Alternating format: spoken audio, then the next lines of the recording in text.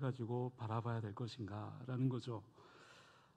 오늘 그 점심 먹을 때, 점심 먹기 전에 우리 그 사랑의 쌀떡 이제 새롭게 이제 시작하기에 앞서서 우리 손세정제와 또 뭐죠?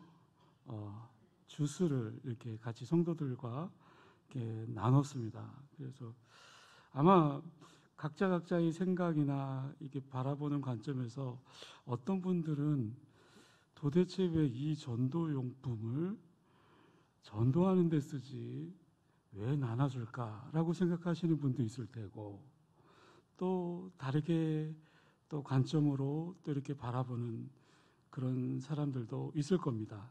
어찌됐든 뭐 다 같은 생각은 아닐 수 있겠죠. 그래서 목사님과 또 많은 대화를 통해서 이것을 이제 시작하기에 앞서 서로 이제 성도님들에게 또 이제 샘플도 이렇게 한번 같이 나눠보고, 이제 시작이기 때문에 또 그렇게 제품을 함께 공유해보고, 또 그래서 또 그 제품이 충분히 공급이 되어지면 이 지역사회에 구제하는 일에, 또 어려운 이들에게 또 전도와 함께 또 많이 나누다 보면, 초대교회처럼 그러다 보면 충분히 이 지역사회에 우리 영광교회가 좋은 소문이 날 수 있고, 또 좋은 지역사회와 함께하는 그런 신앙 공동체가 되어질 수 있겠다. 저도 그 목사님과 함께 이렇게 말씀을 나누는 가운데 굉장히 공감이 많이 가고, 또 정말 이렇게 장로님이 기도해 주셨던 것처럼 각박한 이 시대에 구제한다라는 거, 나눈다라는 거 정말 쉽지 않습니까? 않지 않습니까? 그럼에도 불구하고 정말 영광교회가 또 이 지역, 가까운 풍호동뿐만 아니라 이 진해 지역에 정말 함께 나누는 그런 신앙 공동체가 세워진다면 하나님 보시기에 더욱더 아름답고 복된 교회로, 또 소문난 교회로 세워지지 않을까 싶습니다. 어떤 관점에서 고난을 바라보나요? 여러분, 살다 보면요, 누구에게나 고난이 찾아옵니다. 문제는 그 고난이 한 개만 잠깐 왔다가 잠깐 사라지면 괜찮습니다. 근데 욥기에서 보듯이 욥처럼 고난의 고난이 꼬리를 물고 한꺼번에 파도가 밀려오듯 갑자기 밀어닥치는 겁니다. 재산이 다 빼앗기고, 심지어 자녀들까지, 그리고 생명은 아니지만 또 몸에 종기가 생겨서 그 기와장으로 자기의 몸을 긁을 정도로 그런 어려운 상황이 되었죠. 여러분, 어르신들이 고난이 오면 가끔 이런 얘기를 하는 걸 들었어요. 내가 죄가 많아서. 어디서 많이 들어본 것 같지 않습니까? 오늘 본문의 엘르바스가 욥에게 한 말이에요. 우리는 고난 속에서 하나님께 이렇게 물어볼 수 있죠. 저도 그랬거든요. 하나님, 왜 나에게 이런 고난을 주십니까? 내가 이 고난 가운데 어찌해야 합니까? 어떻게 해야 이 고난의 긴 터널에서 벗어날 수 있겠습니까? 그러면서 내가 고난이 닥쳤을 때 우리 마음 가운데 찾아오는 것이 있어요. 많은 그 감정들이 있을 수 있겠지만 먼저는 외로움이에요. 나를 도와줄 사람이 없다. 고통 속에서 나 혼자다라는 그런 감정들이죠. 또 뭐가 있을까요? 수치심. 누가 나한테 뭐라고 하지 않았는데 내 자신 스스로 비하시킵니다. 난 정말 못난 존재야. 보잘것없는 존재야. 자기 자신을 스스로 부끄럽게 만드는 마음이겠죠. 또 뭐가 있을까요? 두려움이요. 알 수 없는 미래에 대한 두려움입니다. 물론 내가 고난 가운데 처해 있다면 그 고난 속에서 여러 가지 감정들이 많이 있죠. 슬픔이라든가 어두움이라든지 분노라든지 화남이라든지 많은 감정들이 그 고난 속에서 우리의 마음을, 우리의 감정을 괴롭힐 겁니다. 성경 안에서 고난에 관한 책을 뽑으라면, 고난 가운데 위로의 책을 뽑으라면 단연 오늘 본문의 욥기서이죠. 고난당하는 욥. 그런데 그 고난이라는 것이 단순한 성격의 것이 아니었습니다. 사실 욥은 어떻습니까? 아무런 잘못이 없었어요. 사탄이 시험한 겁니다. 아무런 이유 없는 고난이었습니다. 그래서 욥은 억울했겠죠. 처음에는 조용히 참았죠. 하루아침에 자식을 잃게 되고 재물이 사라지고 심지어 자기의 몸에 종기가 생겨서 질그릇 조각으로 몸을 긁어대면서 아내는 저주를 퍼붓고,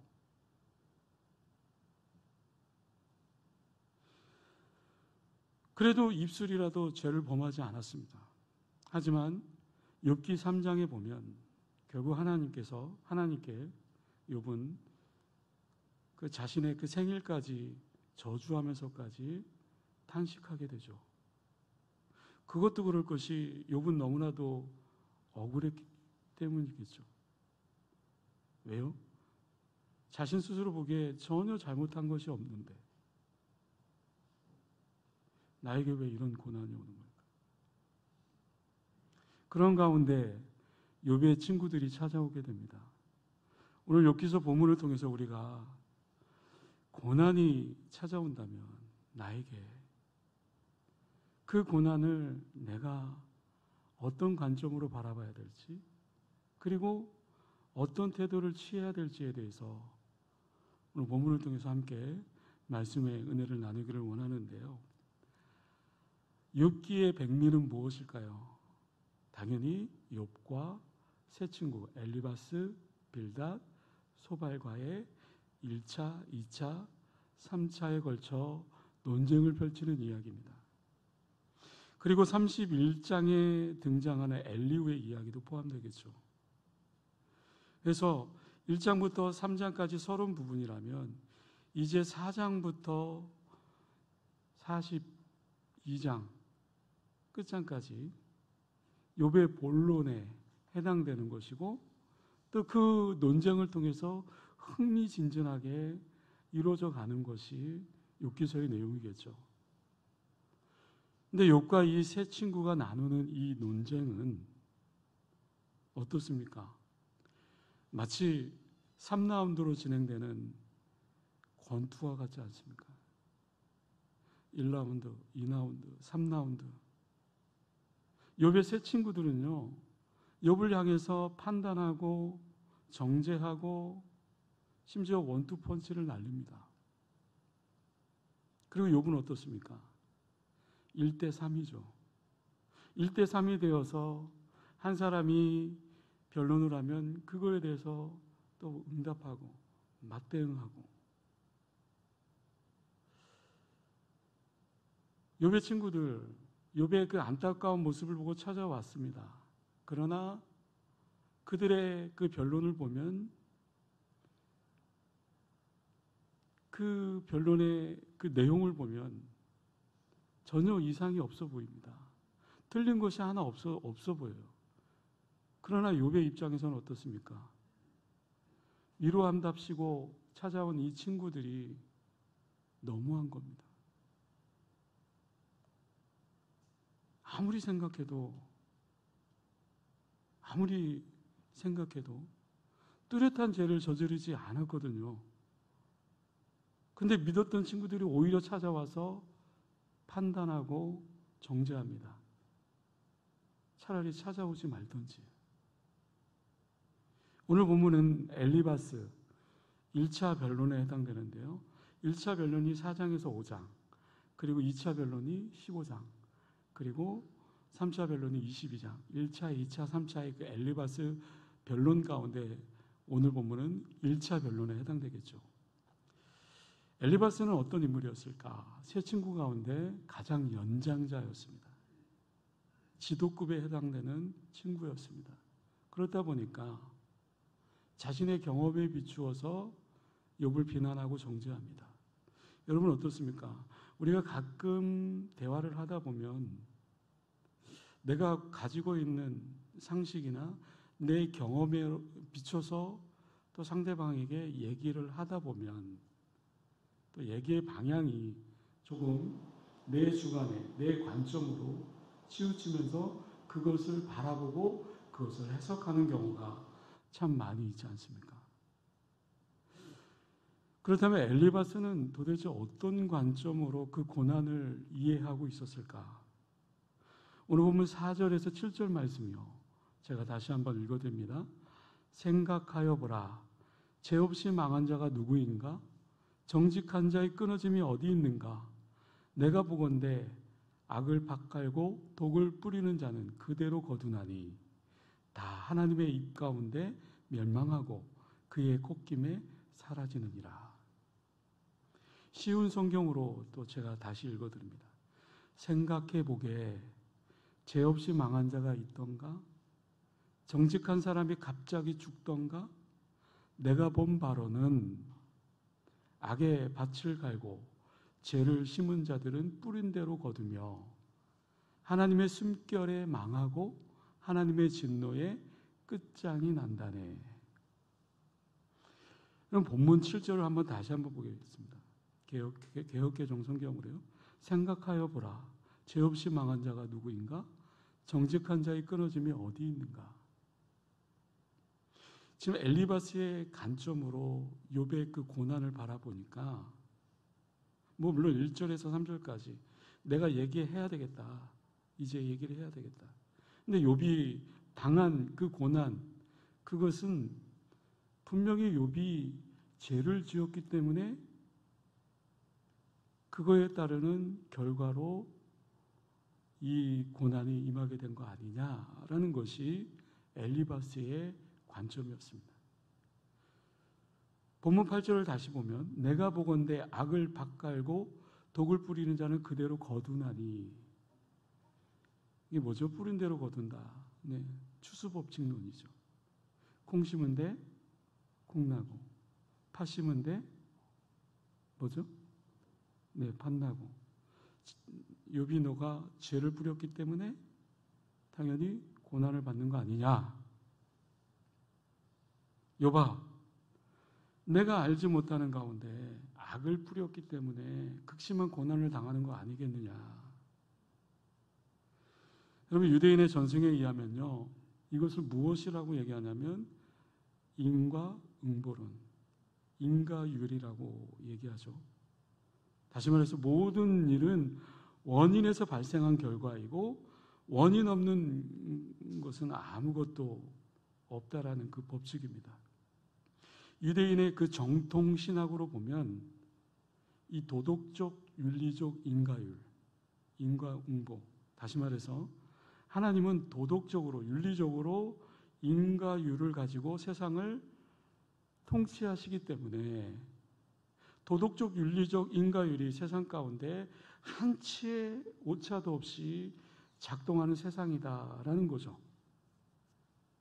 그래서 오늘 본문은 아니지만 5장 17절에 엘리바스는 이렇게 얘기합니다. 볼지어다 하나님께 징계받는 자에게는 복이 있나니 그런즉 너는 전능자의 징계를 업신여기지 말아라. 여러분 어떻습니까? 엘리바스의 그 논리대로라면 그냥 평안하게 길을 걸었습니다. 출근길을 가는데 9.11 테러가 일어났습니다. 여러분 그러면 그 사람이 죽었습니다. 그러면 그 죽은 사람이 다른 사람보다 죄를 많이 지었기 때문에 그 사고로 죽은 걸까요? 엘리바스는 지금 욥에게 찾아와서 그렇게 대변하고 있는 겁니다. 그러면 이렇게 질문해 볼 수 있겠죠? 만약에 내가 고난이라는 것이 누구 어느 한 사람에게 찾아오고 어느 한 사람에게 찾아가지 않고가 아니라 누구에게나 고난은 찾아올 수 있죠. 그렇다고 한다면 내가 그 고난이 찾아왔을 때 어떤 태도를 취해야 될 것인가?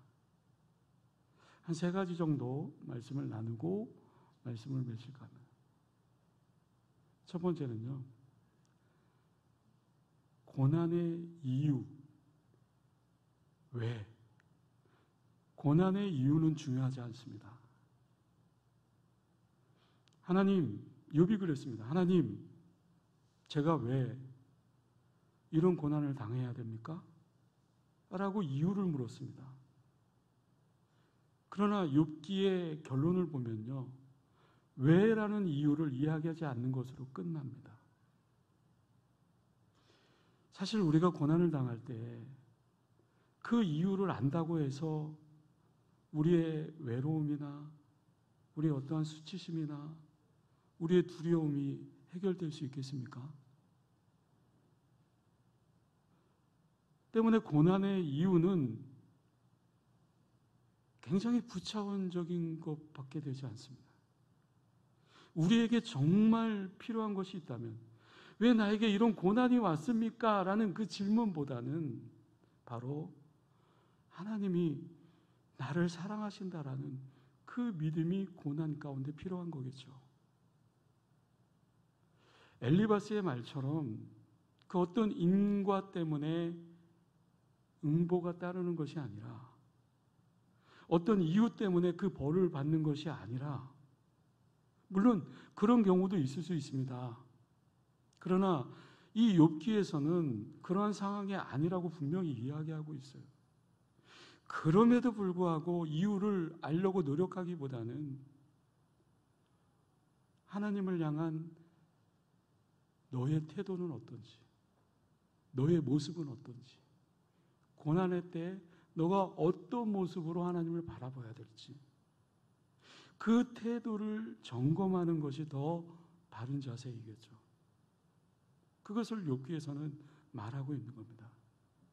결국 하나님과의 그 관계가 회복되어질 때 고난의 이유는 그다지 중요하지 않습니다. 왜 나에게 이 고난이 찾아왔습니까? 라는 그 물음표가 중요한 것이 아니라는 거죠. 사랑하는 성도 여러분, 혹시 지금 내가 왜 이런 고난을 겪어야 하는지, 왜 그런 일이 나한테 일어났는지 아직도 해결되지 않는 분들이 있다고 한다면 왜라는 그 이유에 대해서 그것을 깊이 묵상하고 그것에 대해서 집착하기보다는 그 과정 가운데 내가 하나님을 더욱더 인정할 수 있는 은혜가 있을 수 있기를 바랍니다.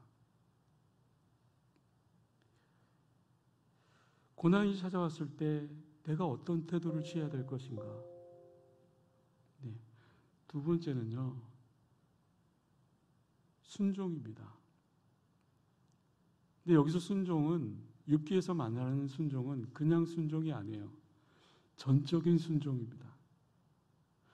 우리는 고통을 당할 때 하나님은 하늘에 계시고 나는 땅에 있다라는 우리 인간의 연약함, 인간의 부족함, 인간의 그 처해져 있는 위치, 이것을 발견하는 것을 굉장히 중요하게 생각합니다. 우리가 땅에 있는 존재, 연약한 존재이기 때문에 그 이유를 우리의 머리로 헤아릴 수 없더라도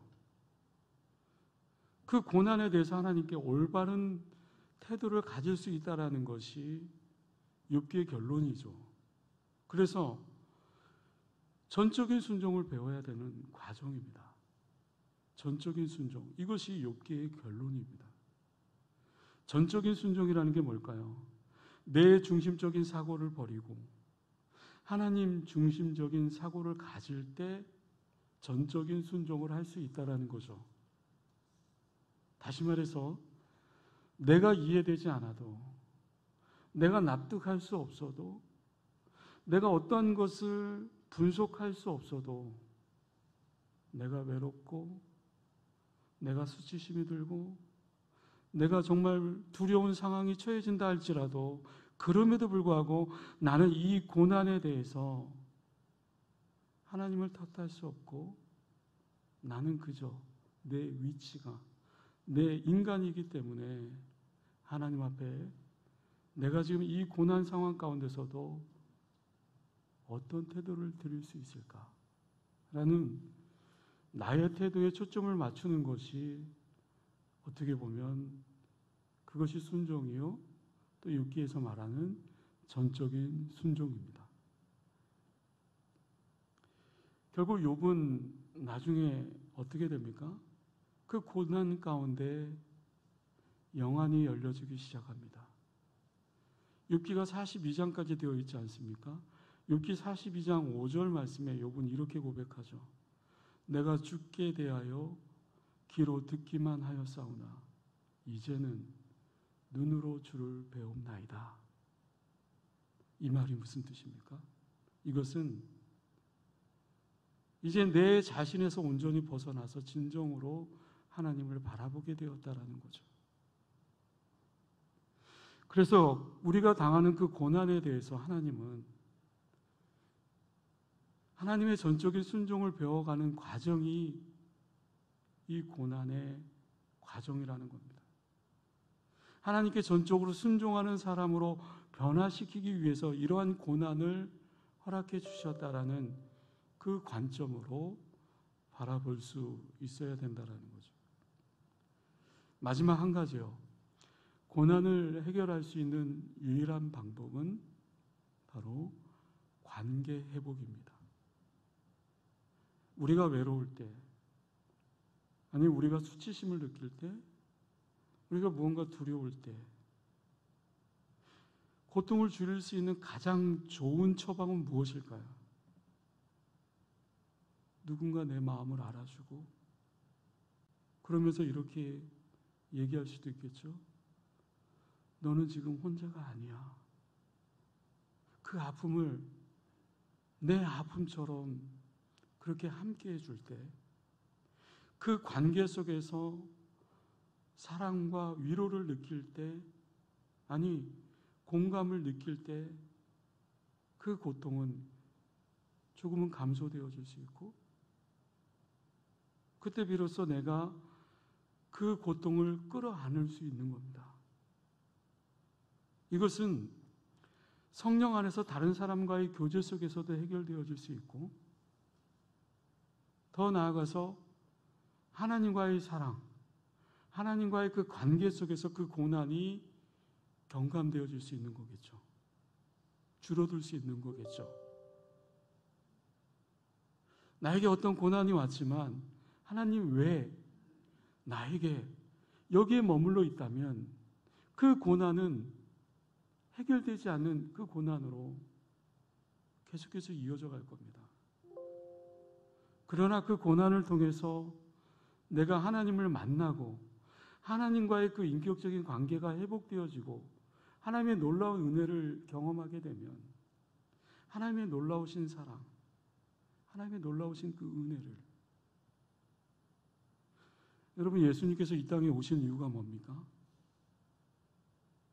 예수님은 임마누엘의 하나님, 우리와 함께 하시기 위해서 이 땅에 오신 겁니다. 고난의 그 이유를 해결해 주거나 고난의 그 원천적으로 봉쇄시켜 주거나 고난을 겪지 않게 하기 위해서 예수님께서 이 땅에 오신 것이 아닙니다. 바로 그 고난 가운데서, 그 모든 상황들 가운데서 저와 여러분들과 함께 하기 위해서, 그래야 우리가 고난을 이겨낼 수 있는 힘을 얻을 수 있기 때문에, 그것이 믿음이요, 그것이 하나님의 은혜인 것이죠. 그 사랑을 전달하기 위해서 우리 주님은 오늘도 이 땅에 오셔서 저와 여러분들과 함께 하십니다.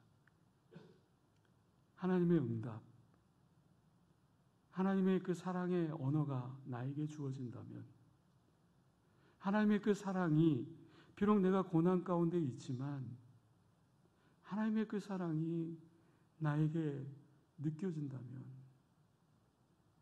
그 고난을 이겨낼 수 있고 그 고난으로부터 자유함을 누릴 수 있는 거겠죠.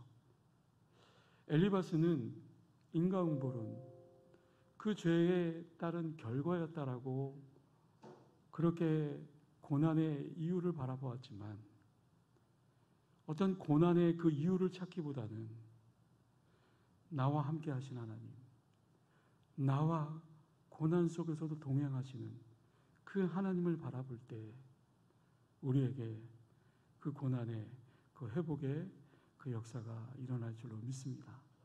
한 주간의 삶 동안 우리가 어떤 상황에 처해 있다 할지라도 그 상황만을 바라보는 것이 아니라 그 상황 너머에 있는 주님을 바라보는 그런 은혜가 있을 수 있기를 주님의 이름으로 간절히 축원합니다.